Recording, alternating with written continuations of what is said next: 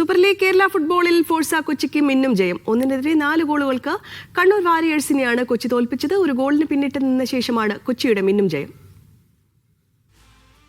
Home ഗ്രൗണ്ടിൽ കണ്ണൂരിൽ നിന്നേറ്റ ഒരു ഗോളിന്റെ തോൽവിക്ക് പലിശ സഹിതം തിരിച്ചടിച്ചാണ് കണ്ണൂരിൽ ഫോഴ്സ കൊച്ചി ആധികാരിക ജയം കുറിച്ചത്.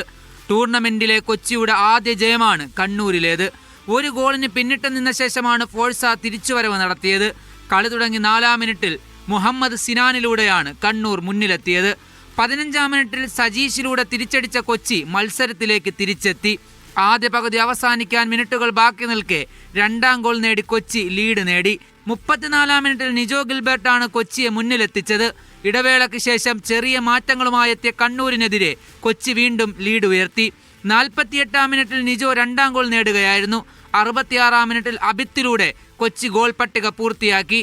2ാം സീസണിലെ കണ്ണൂർ വാരിയേഴ്സിന്റെ 2ാം തോൽവിയാണിത്. ഇനി കണ്ണൂരിന് ഒരു ഹോം മാച്ച് കൂടി ബാക്കിയുണ്ട്.